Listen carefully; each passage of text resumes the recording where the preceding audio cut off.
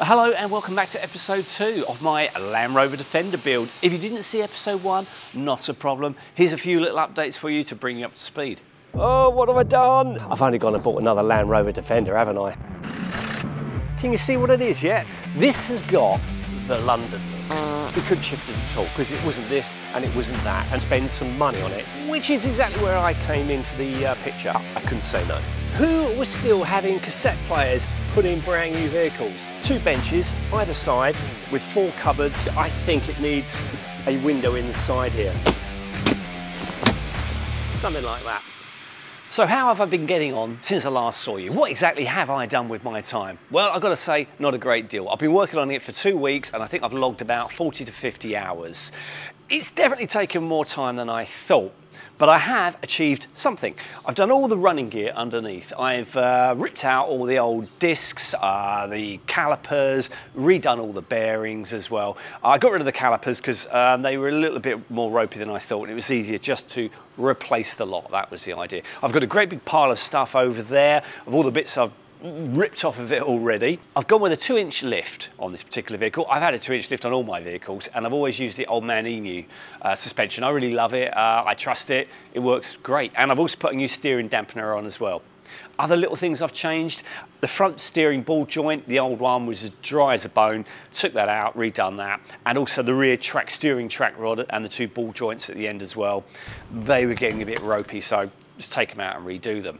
You know me, I'm all about honesty and transparency, and I have to tell you now that I did all the work on this myself. All the stuff that I've done on it was done by my fair hands. However, I haven't got any footage of that. I did film loads of the stuff that I did, but when I tried to put it on my computer the other day, the SD card got completely and utterly corrupt. I literally could only get 1 piece of footage of me with a spanner doing some work.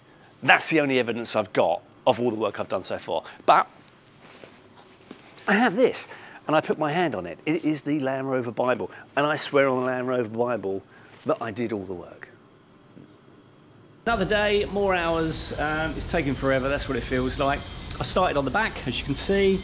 I've stripped off the disc, stuff to do there. Started to switch out the suspension, and unfortunately the bolt holding on the top of the rear dampener mount here, you can see the top of that, it sheared off. So the bolts were quite rusted on. Took me an hour to get those 3 bolts off. I've got the other side to do as well because I'm putting a different style mount on. I'm going to replace all the calipers. So all these calipers here. Decided to replace all 4 of the calipers because they're getting a bit old and shoddy, and I thought, well, I'm spending all this time and effort, just do it right. I'm only going to do it once on this vehicle, so let's get it done. Right, moving on. All that's left to do underneath now is put the exhaust on. I've got mud flaps to do, side steps to go on. Oh, I've also resprayed the rear cross member as well, because as you saw from the last video, that was looking a bit shoddy. Under the bonnet, I've only done a couple of things. There was a bit of an engine oil leak here, and it looked like it was coming from the gasket on the top here, so I did replace that. The old gasket, in fact, did look a bit shoddy. It was falling apart in places. While I had that off, I also replaced the injector loom that sits inside there. Anyone who's had a CD5, you may know that you can get oil seepage from the injectors that goes all the way down through the loom to the ECU. This actually was perfectly fine. I didn't see any leakage in the loom. I haven't seen anything at all, no creep. But while I had the top off, it was made sense to replace that. The other thing I've done is I've blanked off the EGR valve as well, so I've got a new one of those in place. So for the wheel package, I had a couple of sleepless nights, I've got to admit, because I'm a bit funny like that. I went for the 16-inch Sawtooth gloss black alloy wheel with a Discovery STT Pro mud terrain, all snow mud terrain tyre. Anyway, it's really chunky, it's lovely. My last Defender that I had for 5 years, I ran with those on there, and it was brilliant. I absolutely loved them. People may say, oh, it's a bit noisy with those tyres. No, it's a Land Rover Defender. You can't hear yourself thinking one of these things anyway, so I don't think it really matters. I've also put in some new front turrets as well from Flat Dog. I think they're really nice. Since I've started to work on this, there inevitably were going to be a few things I was going to discover that I didn't know were going to be an issue, and I'm going to talk to you about them now. One of them I kind of knew was the problem. Well, of course I knew it because the moment I got in it I knew it, is the clutch pedal. Anyone who's had a TD5 knows that the clutch pedals on these are really, really stiff. So I've gone and bought a little kit from Loft Clutches. I'll put the link below. And I have a spring here. Now this spring in there, I will show you that when I come to fit it a bit closer, more detail, is 30% stronger, which help the clutch go down a lot easier. Now, as far as I'm aware, this was supposed to have a spring on it already, put in by Defender. Now the spring is designed to help put the pedal down, obviously. But I think one of the previous owners thought, oh, that's really stiff, saw the spring and thought the spring was making it harder. So they removed it, making it even worse, and they didn't put the spring back in. Anyway, I've got a new spring for that. But they also do, as part of the kit, another part of the master cylinder piece there. And apparently that's going to help as well. I've got instructions on how to fit that. I've never done one of these before, so a little bit above my pay grade. I might leave that closer to the end until I'm ready for it. So I'll let you know how that goes. The next thing I discovered was that the internal heater is not working. Now, I looked back over the old service paperwork and there was a note there when it previously broke down, and it wasn't the fuse, and what the mechanic said was that the air intake down here, where the fan, where it spins around, was full up with leaves and junk and muck, and they removed it all and then it started working. I checked the fuse looks fine, so I thought, well, let's go and have a look back in here. And if you put your hand down in there, you can, there it is, you can feel the motor, the fan, the motor that spins around, and there's no junk in there, it's turning perfectly. So, my thoughts are, did they tell the truth or not? I don't know. There's a possibility that they fiddled around with it and it just started working again, which might lead me to think it's just a loose wire somewhere. So when I get a minute, I'm going to probably have to take the front of the dash off a bit and check the wiring out and find out what's going on. Another little job to do. Hopefully it'll be a cheap one to fix. Next problem I found was this top door hinge right here. When I was playing around with the door, I thought, what's going on here? It's not shutting properly. And when I looked, there's a pin that runs through here. I think the top of it's broken. So when I do that, see that? Look. That's not good, is it? So I've ordered a new hinge, but I've also got to get it colour coded as well, get it all sprayed up. More jobs. I'm going to replace the mirror arms as well, because you can see they're a bit of a mess. Another thing I discovered whilst fiddling around with everything was that I'll move that out of the way, you'll see. Hold on, where is it? It's a mess, it's a mess. The high and low range changer here, the gear knob for the high and low range, is completely jammed, stuck. And I know why, because it hasn't been used in like forever. I had a look on YouTube, good old YouTube, and I found a tutorial on what the problem is. I'm going to put the link to that below. I know I can access the piece I need to access from down in there. It's got to take it. Anyway, there's stuff I've got to do, it's work I've got to do. It's another job. Hopefully there'll be no expense involved in it, it's just a time job. I've got to take it off, fix it up, put it back, get it all working again, it should be fine. Right, let's crack on.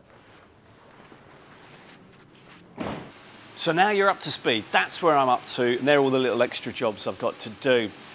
I think I've got about another 2 weeks in it if I kind of pull my finger out. So today and the next few days, we've got a few more bits to go on, side step, mud flaps, exhaust, rear NAS steps got to go back on, front nudge bar as well, or front bumper I should say has got to go on.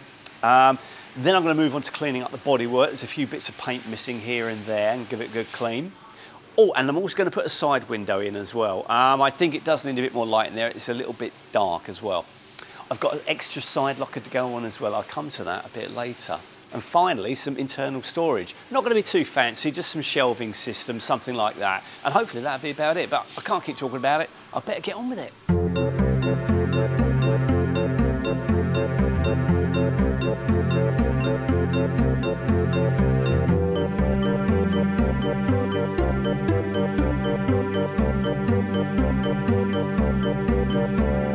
Okay, so here we have the spring from Loft Clutches, which I'm going to put in with great difficulty. I believe I had to go at it already. And yeah, the video on YouTube that I'll put a link below to makes it look really easy, but have a look at the comments on that video. And a few people give a few more tips how to get it in. It does take a bit of effort. So I'm going to give it a go now, and a second go anyway. And I didn't bother last night, I decided to stop because it's getting too much effort. But let's have another go. Right. Those two bits there have to go, well, those bits there have to go into there. So that has to come up, pushed down. The pedal's got to be put back, so you've got to make sure the pedal is all the way back. Put the pedal all the way down, and it'll work a treat. Let's try. I've got one side on. Let me get rid of that spring. Don't worry about this spring. Just get that out of the way. A minute. Right. Hold on. Now, one side is on. You see this tool? I've got that. Put it on the end of there. Lots of pushing downwards. We'll get the second one on, I hope. This is a great tool. The other thing to let you know, I've really rammed it onto here, all the way to the pedal there. Every millimetre counts, okay? Every millimetre. So, this here is yeah, you can see that? Let me get there, there you go, that works a treat. I got it on. That took a long time and a lot of effort, but yeah, keep at it, you'll get it. It's a bit squeaky, but that's a hell of a lot better already compared to what this one was. Yeah, I'm pleased with that. Imagine when I do the bit in the engine as well, it'll be even better, hopefully. One bit of possible bad news is the heater here that's not working. I've done all my tests and I've tried to run some power through the motor itself, and there's nothing, there's no circuit in there at all. So it would appear that it's finally burnt out. There's power down to it, and all the others, I've checked the resistors as well. Yeah, I'm getting a reading on those, they seem okay. So to take this out, I've got 2 bolts at the top here, 2 down the bottom. I might have to take part of the dashboard out to get it out. I'm not going to unplumb it. I'm going to try and just get this whole thing out here, this out, get all this off, and hopefully the actual motor itself will come out. The other bit of bad news is it's going to cost me 150 quid to replace the part. More money.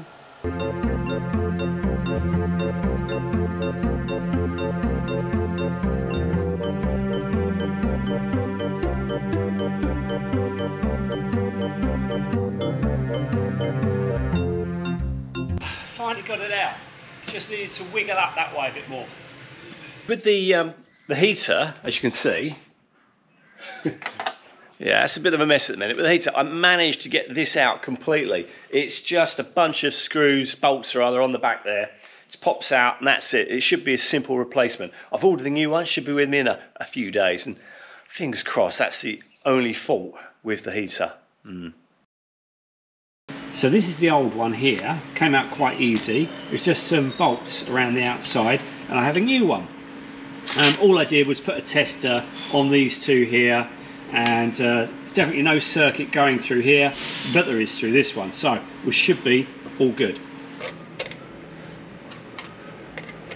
We have success. The heater is now all installed. I've even given it a bit of a spray, cleaned it up a bit because it was a bit grubby, as you saw. All works perfectly well. Another job ticked off the list. Ha!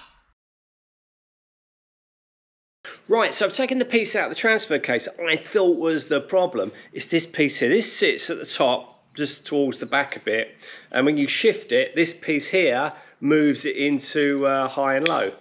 But as you can see, that bit there is fine. Now, I expected this to be a bit seized up in here, but it's not. So this is absolutely fine, which is great. But it means I've now got to put all this back in and find out where the actual problem is. Having looked on the internet, I've looked at some exploded diagrams. I now think where the actual lever is, down below there, there's a bit of this going on mechanisms. I think that's a little bit seized.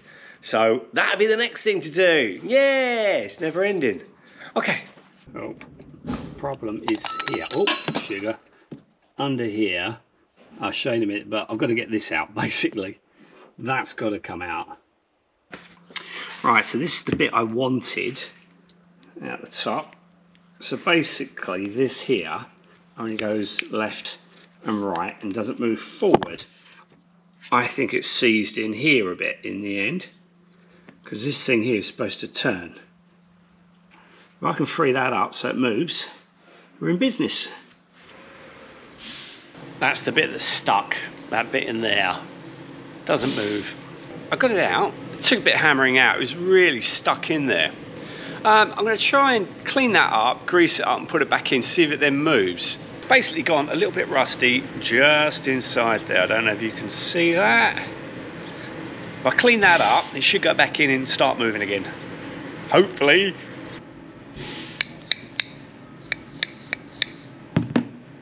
Right, I think I've got it all done. Let's have a look. Right, there, so it goes that way now, forward and across the lock. So, cool. Just put the last bits back and another job done, yeah! Well, I think I'm going to wrap this episode up. I've done quite a lot and I've got dirty hands, as always. I've done as much as I can for this at the moment. I've been on it 3 weeks, sort of part-time. I really should be getting on with my day job, try and fit that in as and where I can. That's the beauty of being self-employed. What am I going to do next? Well, we've got a side window to go in here. We've got a unit inside to build as well for a bit more storage. And the body needs a bit of a TL seal over, more polishing, and there's a few bits of paint that are missing to sort those out. And hopefully that'll be it. And when it is done, I'm going to take it out and I'm going to use it for a little bit just to make sure everything's okay. So that's it for the minute. Thank you so much for watching. If you enjoyed this episode, please do press that subscribe button and give me a big like, thumbs up. I really would appreciate it. And I will see you in the next one, which I think will be the third and the final of the build up of this Defender. Till then, take care. Thanks for watching. Bye-bye.